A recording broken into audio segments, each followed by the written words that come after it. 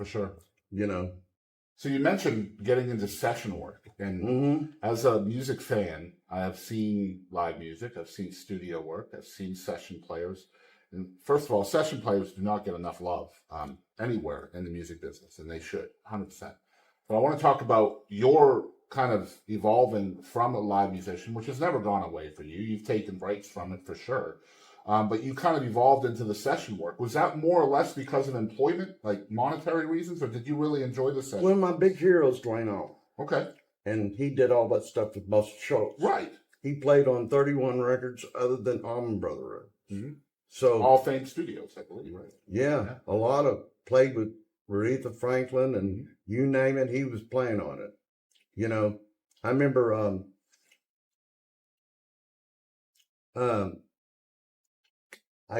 I got to tune it, but Wesley Pruitt called me one day, and at the end of Chain of Food, the way he goes. You know, and he heard that, and he goes, wait a minute. How did Craig play on Aretha Franklin records? And I didn't. That was Duane. Yeah. So, like, the gig was over. I don't have any original licks. I'm just playing Duane stuff, you know. But this is direct inspiration then. Oh, God, big time. Yeah, yeah. Also, did you enjoy session work? I liked it. It's very much like work, isn't it? It is like work, but it was I was mainly playing session work, slide playing. Yeah. So I was digging it, you know, playing slide on stuff. So that's stuff you're not typically able to do live, right? For whatever reason. I wanted to be in a big band like the Brother Band, but I never got to be. Right, right. You know, so I played slide with Raising Cane and I played slide with Joe City, but not to where I would get to play. You know, not everybody can be lucky enough to play with the Allman Brothers. Mm-hmm. Right. There only can be one, sort of speak, you know. So at some point in time, so you basically put your first wife through college with music. Yeah. But at some point in time, you end up doing real work, right? You get away from music for some reason. So I worked I drove bobtail and loaded it full of records. You know, like back then in Dallas, all the major record distributors were out of Dallas. Right. So I was loading bobtail after bobtail full of the heaviest things. I mean, National Geographic's got nothing on boxes of vinyl. And I had hair done in my butt, and all the other guys were looking at me like, you ain't from around here. But I did it. But what happened was I was making good money, but then I would jam with records. And I remember I sat down one time after I'd been doing it for a while, and man, you know, I couldn't even jam with the Allman Brothers Band. I said, that's it, I'll quit. So I went over to Peaches Records and Tapes and got a classical buying gig because I knew a lot about classical music. So the well just dried up for whatever reason? I quit. It was a clique. Yeah. You know, it's just like Duane said, it was a clique, man. Yeah. He couldn't handle the clique. He said that everybody would go and buy a Cadillac, and then the other guys would buy a Cadillac, and then they switch it to another car, and they all buy another car. But those guys didn't have, you know, any yearning to do other than what they were doing. You know, I just learned recently that when Duane left the Almond Joys and Greg was still under contract, he set up a puck pit in front of Muscle Shoals and just stayed there until he got his chance. Now that's balls. Yeah, big time. You know, I mean, it's like the latest sessions, Eric Clapton saw the Allman Brothers play, invited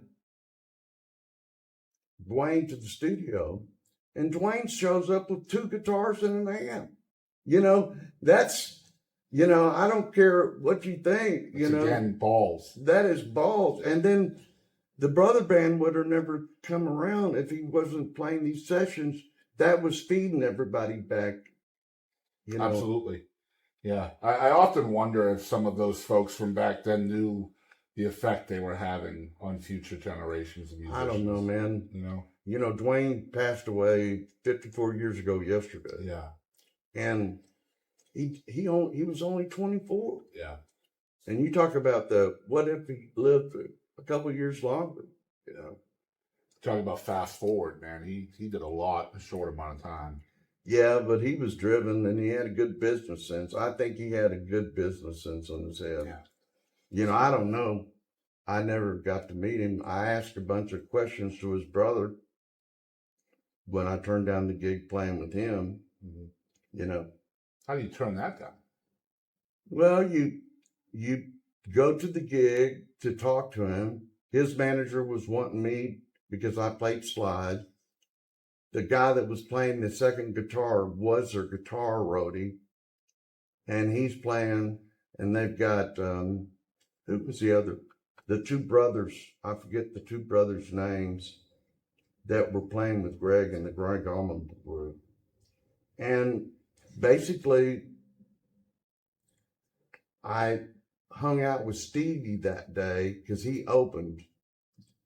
And then when Greg got up there and played, I saw more cocaine go down on that organ. And so we had to talk. We talked at the Gore Ballroom in the bathroom. And I said, man, I don't want to get a tattoo and I don't want to do cocaine. And he goes, he relieved. He just went, oh, great. That's good, man. And I said, Was it the Toller brothers? Yeah, the Toller brothers. Frank and It's Dan and David. Dan. Oh, Dan and David? Yeah. Well, Toller. Well, anyway, I don't remember. I just saw him playing. And what was so interesting is he thought the conversation was over. We spent the next 15, 20 minutes of me going, no, you're not getting out that easy. And he goes, what? And I go, man, did Duane really have a dream where Hendrix showed him to play Little Martha with drumsticks on a parking meter? And Craig goes, no, man, that's about his old lady. You know, and then I go, does Les Dudek have that Les Paul, that Gold Top? You know, everybody says that Les Dudek has Duane's Gold Top. No, man, his old lady has that too. Wow. So, you know, but you have to understand. So you're just an old school fact checker. Well, I did, yeah. And then what was so funny, later I played on some sessions for him. And there's a couple, Dave is pulling them out, but there's a couple of tunes, Can't Be Satisfied and Rock Me Baby, with me playing on the I'm No Angel sessions. The producer had me come in and play slide on some stuff, but I'm trying to remember exactly what went down. Oh, then Greg played on an album that I went to Chicago to play with Lefty Diz. And I was in the studio.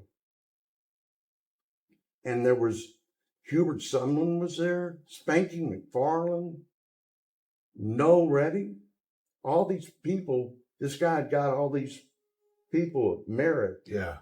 Heavy hitters. And put an album out. Yeah. Well, I'd done, in between Raising Cain and Joe City, I did a solo album called Endangered Species. Yeah. And what was so funny, I was dating Andrea, my wife now, about 85. I get a copy of the record cassette for him. I'm sitting having dinner with her for the first time in her apartment. And next thing I know, it sounds like they're playing Ain't My Cross to Bear with Greg singing it, right? Yeah, yep. But then when they did the stop, instead of saying Ain't My Cross to Bear, he goes, the original, Cut the Bleed, which was a tune off of Endangered Species. Yep. So I called up his manager and said, "What's going on?" And Greg was there. And he goes, "Craig's upset because you stole his hook off of Original. And I hear Greg Allman in the background. "I only steal from the best, Craig." That was it. That was all I got. So wait a minute. So they were accusing you of stealing, but Greg was No, they stole mine. Yeah, that's what I mean. Yeah. So, No, they did. So Greg basically sampled your stuff. Yeah. And then I found out through Planet Dallas Publishing that I had no legal ramification over, using it.